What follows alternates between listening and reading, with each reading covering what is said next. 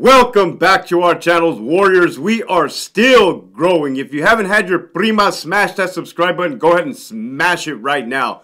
11,000 subscribers in 2.5 months. We doing it.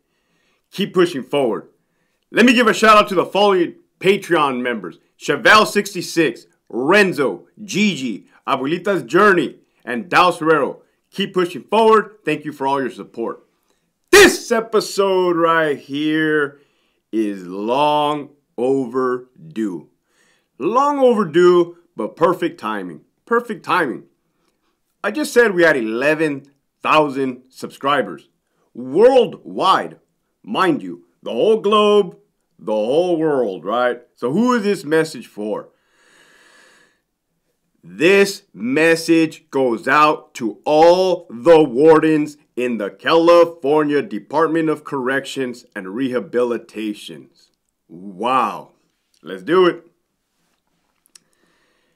So I was having a conversation with a former officer yesterday, one of my buddies, right? We run into each other every Tuesday. And talking, right? Talk like we talk.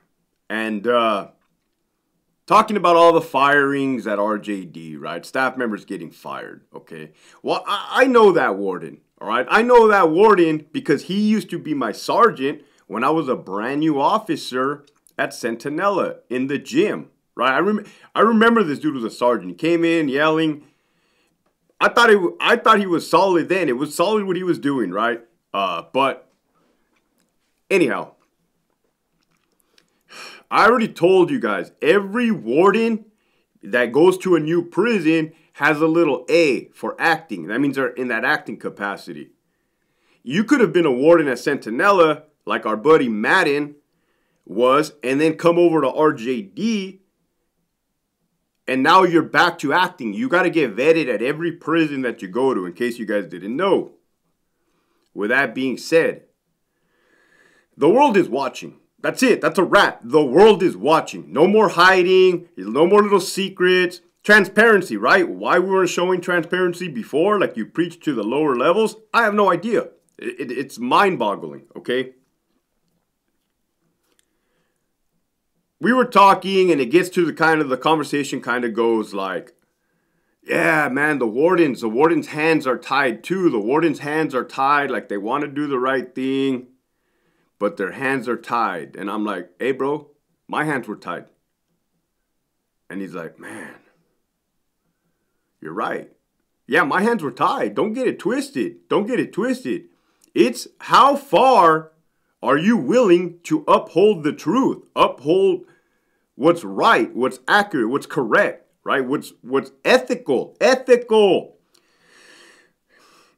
Right? If you guys are not going to preach ethics at the top, just remove it from all websites and remove all the dumb little signs on the way to gatehouses. Because that's unethical, right? Saying that you're ethical when you're not, in itself, would be unethical. Wow. So, here's the message to the wardens.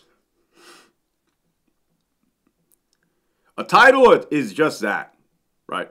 Whether you guys believe it or not, you guys are just pawns too.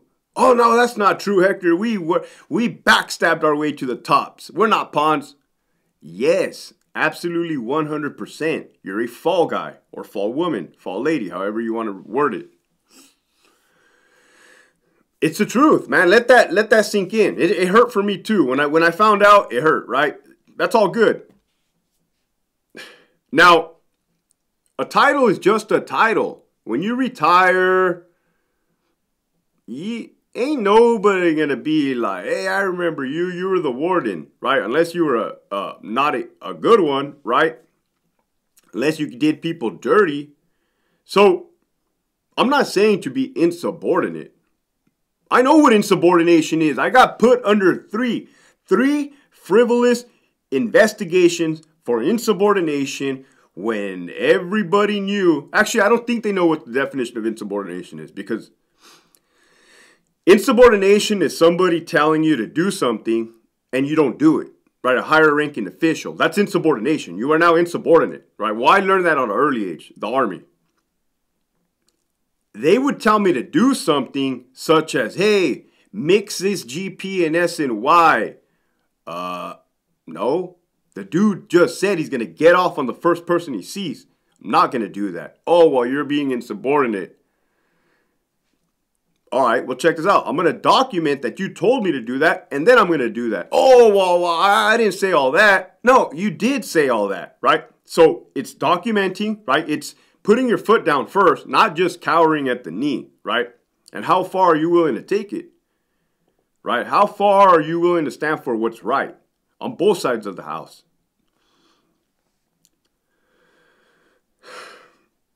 Right? I'm not asking you to give up your career. That's not what I'm asking you. I did. I did because I felt that was necessary. Clearly it is, right? Clearly it is. I'm asking you to do the right thing. A former lieutenant asking wardens to do the right thing. Wow, man. How did it get to this point? Because my chain of command at RJD was broken, right? And it's not just RJD. We know, people talk, man. Ain't no secrets at all. We know.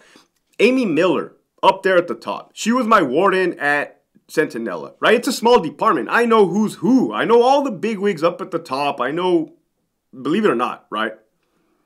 With that being said,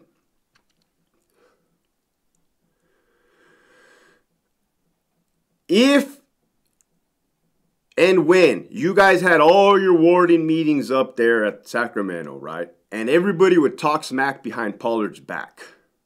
Oh, and laugh at him, right? Because it's the truth. He was an imbecile, to put it lightly. That in itself is code of silence. Code of silence, the same thing they preached to me in 2006. Hey, if you see something wrong, say something. Don't cover up for your partners, right? That is that. Let me tell you something. Rules and regulations and policies and procedures do not stop at the rank of lieutenant. Believe that. Trust that, right? Because even if they do, I'll just come out on YouTube and just air it all out. So you decide, right? You guys decide.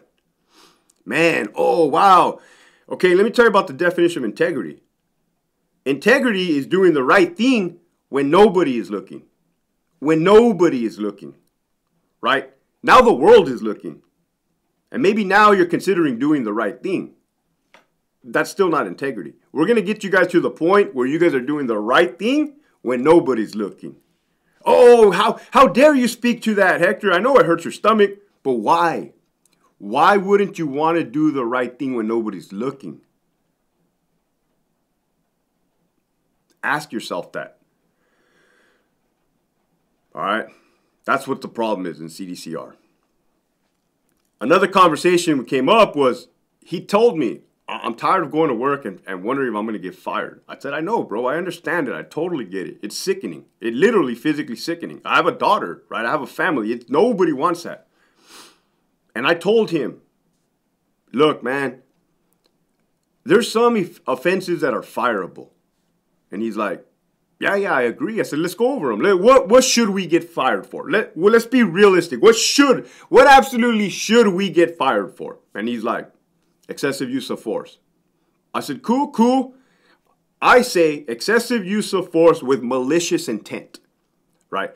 Meaning, hey, you went over there, you purposely smashed this guy to smithereens because you were having a bad day at home, right? And you're a bad person. You do not need to be in the department. Get out, right? Then there's excessive use of force that happens, and I'm keeping it real when you just seen a female officer gets punched in the knocked out cold, smacked her head on the ground. Rage. Oh, heck, you guys are not allowed to have rage. Well, wardens are allowed to be unethical. The least you can give us is a little bit of anger when we see a female partner get smashed, right? And then you go and you give them an extra shot or two. That is using too much force, right, than was required. Unnecessary use of force, excessive use of force, right? That should be a harsh penalty. Absolutely. Send a message. Hey, that will not be tolerated in this department. Absolutely not. Get it together. Go seek therapy. Go get a service dog. Do what you have to do to represent this department, right? That's fair. Everybody could agree. Bringing in dope, bringing in cell phones, fireable, gone. We don't need you. Stealing. I told the dude, stealing. I said like on a large magnitude, like embezzling money, like this and that. Like, you know, sometimes, you know, you might take a pair of gloves home, right? You got to clean the toilet. You know, oh man, I don't have any gloves at the pad.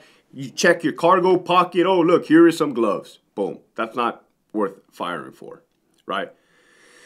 Keep that in mind. All this other he said, she said, OIA said, I'm going to twist your words. You had to have seen this. No, man, keep it real. Keep it real 100%, man. Accountability. This has gone on too far. What's today? This has gone on too far, whatever today is. It doesn't matter. It's the start of a whole new world, right? We're going to make the department better. We're going to make the department better because I sacrificed my career to do so. That's it. Plain and simple. If I had friends in the Army, brothers in the Army, that sacrificed their life for our country and more importantly for me and my brothers in arms, this was an easy decision. This was an absolute easy decision, right? Because I'm still breathing. I'm still breathing, right? My daughter's still eating, okay? That's what it boils down to, man. Integrity, accountability. If you guys don't know how, reach out to me. I'm not even, I'll stop the shenanigans, which I don't even think are shenanigans. I'm just keeping it real, right? tormenttactical@gmail.com. I'm open for conversations. I'm open for lessons, leadership, right? Accountability, ethics, morals, values, duty, selfless service. The list goes on and on. Keep pushing forward.